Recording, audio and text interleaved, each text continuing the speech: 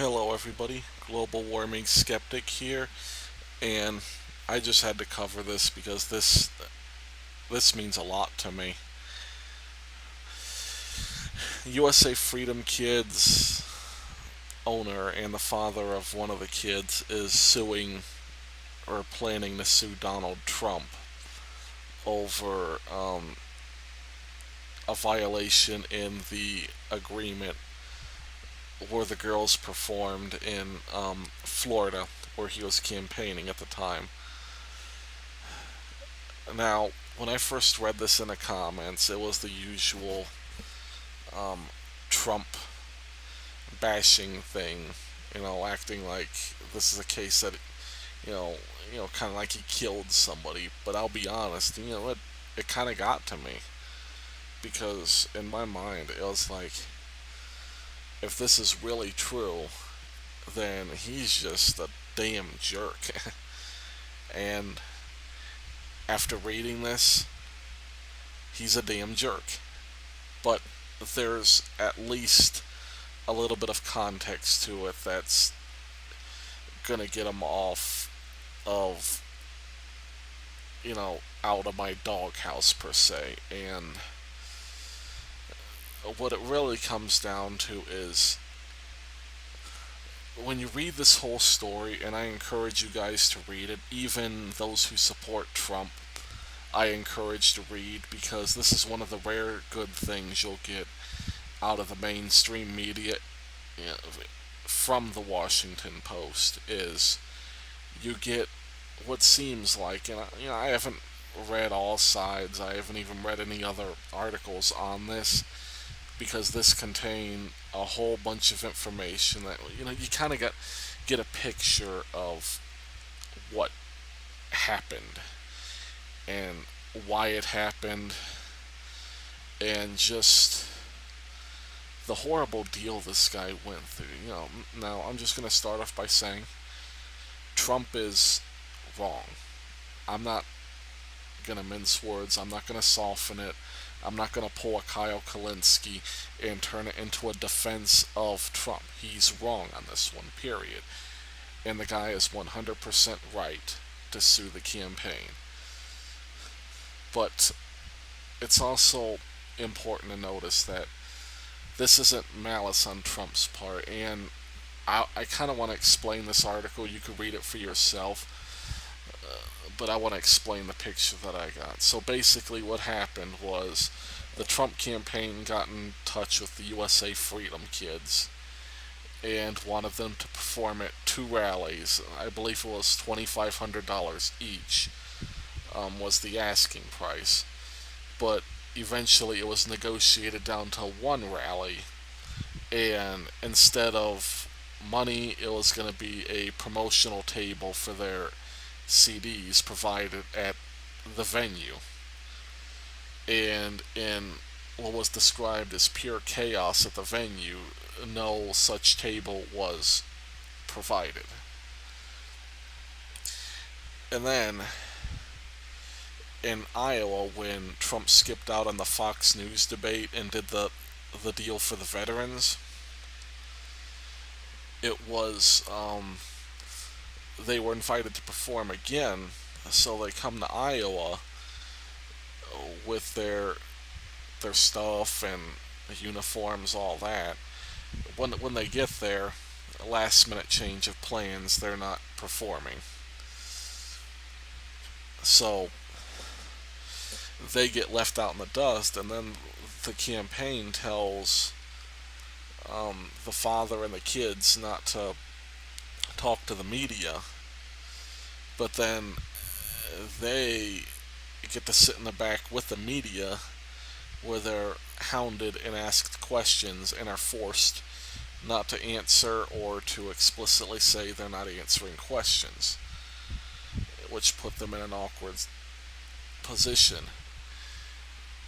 And now, when you listen to stories from the small business owners that felt like they got a raw deal from Trump, at first it could almost be dismissed as whining, but I think you're kind of starting, especially with this whole thing, and I do want to thank the Washington Post because this is, for once, a decently written article. From what I read, I didn't read the entire article. I read 90% of it. I don't know if there's anti-Trump spin in the specific parts I didn't read, but in my perusal of it, there just was an explanation of what happened from various perceptions. And that's very good journalism on their part. I just want to point that out. So, Philip Bump, you don't get the mass media shame from me for now, anyhow. But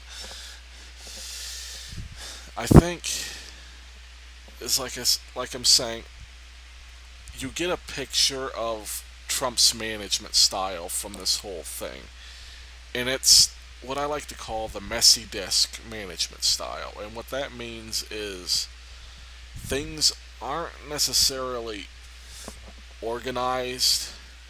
There's a rough idea of what's to be done, and then it gets more specific as time goes, as arrangements are made, specifics are required, last minute changes, last minute opportunities, and it's basically like a messy desk. Like things aren't established neatly. It's the important part is the job itself and whether it gets done. And when you have a messy management style, just like a messy desk, you have to shove a lot of stuff to the side in order to get to the stuff that you really want to get to, especially when specifics are required. And I think this is where Trump gets into trouble with contractors, with various people such as the USA Freedom Kids, who I don't think Trump purposefully singles them out to throw them aside. It just happens. It happens as a part of Trump's last minute decisions, his 90-degree peels in another direction, and it leaves people aside. And I think his mentality is like, if you're shoved aside, he doesn't want to deal with you, and if he doesn't want to deal with you, then he's going to be less inclined to hash out the money, and he'll be stubborn about doing it because his intent is to ignore ignore everything shoved aside. It works good from a practical standpoint, but you end up hurting people, and it's a personality weakness of Trump. Let's just be real. It's not intentional malice on his part. And this isn't just the campaign. This is him, because it's a consistent story that you hear about him, about shoving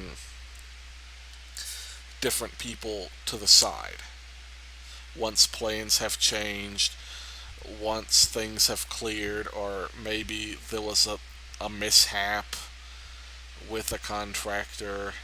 Maybe he thought he said he wanted something that he didn't. And these are verbal agreements too. Like this whole agreement with the Trump kids, there wasn't any paper signed to have them appear. It was a verbal agreement, and that's where you can get in a lot of trouble, because you don't, especially in a verbal agreement, you don't have specifics, and things change, and mix-ups happen, mistakes are made, things get shoved ahead, shoved behind, and yeah, it's just a weakness I think that Trump is going to need to come to terms with, especially if he's president, because as president, you can't shove something, especially festering things, like things that are just festering in the background. Yes, you want to have yourself oriented toward your goal, but it's there's a lot of things about the presidency that are similar to a business, but there's a lot of things that you don't have to deal with in business as much as you have to deal with in as a president. Because when you are president, you have to address the background issues as well. You have to pay them some attention. You can't just have a focused goal and try to shove aside everything that's behind you or beside you, or you have to deal with the messy papers as well, because it's if you don't deal with the background issues, they will become major issues, even more so than a business. So here's the important thing: is Trump is in the wrong with this, and he's probably in the wrong with a lot of his contractor issues as well. But it's important to notice that while Trump is wrong, and while USA Freedom Kids absolutely do deserve compensation for how they were wronged, and I hope I hope that even in the lawsuit, no malice is held toward Trump, because and I hope they understand that this is just an unfortunate incident that happens based on that management style, and that they get every bit that they deserve, and then some. Thanks for listening. God bless.